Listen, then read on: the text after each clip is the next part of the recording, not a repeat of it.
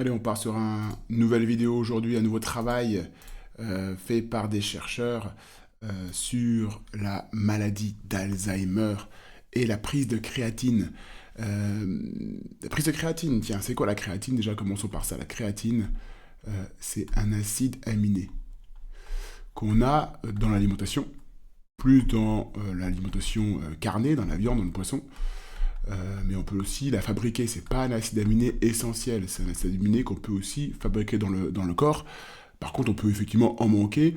Et si vous connaissez ce mot créatinine, enfin créatine, pardon, c'est pas la créatinine, voilà, lapsus révélateur, c'est pas à confondre avec le taux de créatinine qui est un moyen un marqueur sanguin pour évaluer la fonction des reins, ça n'a rien à voir, là on est sur la créatine, donc ne confondons pas les deux. Voilà. Créatine, généralement on en parle dans les salles de musculation, hein, parce que la créatine ça fait prendre de la masse musculaire. Donc ça fait des dizaines et des dizaines d'années que ça existe justement dans les salles de muscu et que des sportifs aussi en prennent. C'est pas un produit dopant. Les sportifs en prennent pour gagner un petit peu en masse musculaire lorsqu'ils font du sport et en récupération. Donc voilà, ça c'est cette créatine-là. Donc cette créatine, qu'est-ce que ça vient faire dans la maladie d'Alzheimer? C'est un peu le sujet d'aujourd'hui. Ce qu'on sait, et c'est marqué plus bas là dans cette étude, c'est ça que je vais vous résumer, des études précliniques, donc souvent sur l'animal, suggèrent justement que la créatine améliore la mémoire, la cognition et les biomarqueurs, donc les marqueurs sanguins de la maladie d'Alzheimer. Cependant, il n'existe actuellement aucune preuve clinique. Voilà, ça, on est sur le constat de base. Donc, cette étude, c'est ça que je vais vous résumer aujourd'hui. Et ben, c'est la première étude humaine, on va dire, sur la prise de créatine dans justement la maladie d'Alzheimer. Ce qu'ils ont fait, c'est qu'ils ont pris des patients qui avaient la maladie d'Alzheimer. Il y avait 19 patients. 19 patients.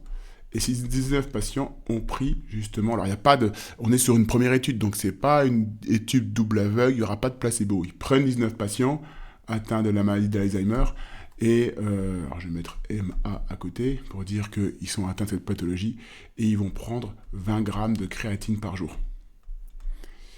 Et on va les suivre pendant 2 mois.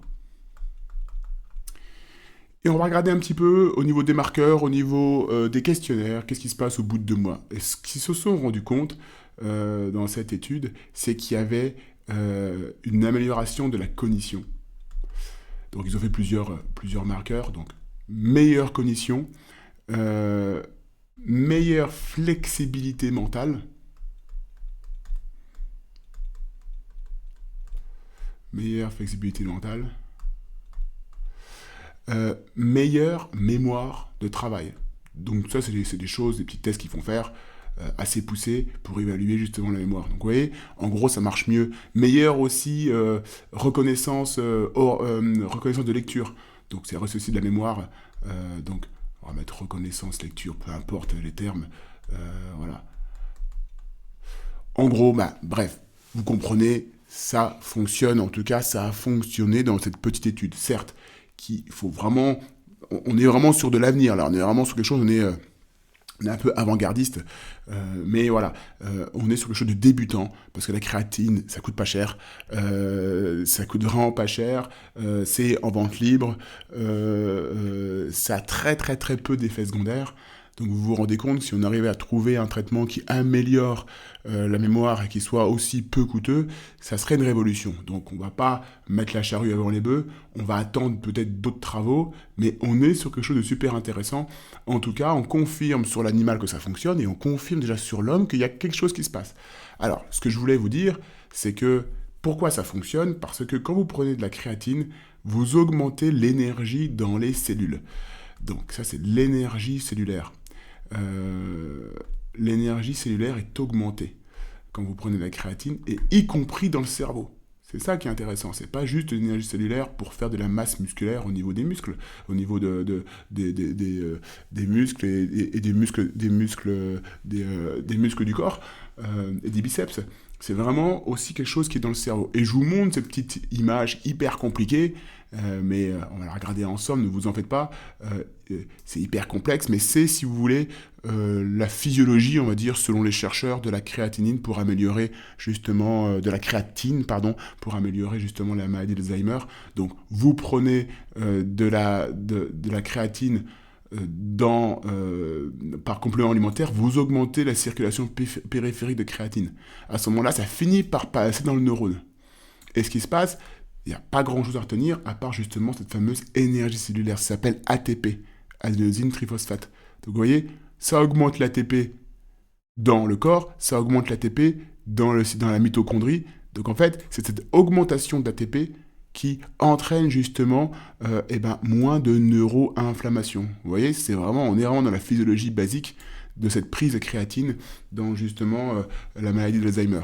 Et ce qui est intéressant, c'est ce qu'on sait que les patients qui ont une maladie d'Alzheimer, ils ont certes des plaques bêta-amyloïdes, vous savez, on dit que c'est des plaques qui se fixent dans le système nerveux central, mais on sait aussi qu'ils ont justement moins d'énergie cellulaire, moins d'énergie dans les cellules, ils ont moins d'ATP. Donc si vous voulez, c'est cohérent. Si on peut augmenter l'énergie cellulaire, peut-être qu'on peut freiner l'évolution de la maladie. Donc voilà, c'est ça le sujet d'aujourd'hui. Créatine, on est sur le début de cette expérience sur la créatine dans la maladie d'Alzheimer. Il y aura sûrement, et c'est à coup sûr, d'autres études. Je vous en ferai part si elles arrivent. En tout cas, vous pouvez retenir que c'est prometteur et que c'est à surveiller. Voilà, si vous avez aimé la vidéo, mettez un pouce. Si vous avez un commentaire à faire, faites-le. Si vous voulez vous abonner, allez-y, ça soutient mon travail. Et d'ici là, je vous dis à bientôt pour d'autres vidéos. Au revoir.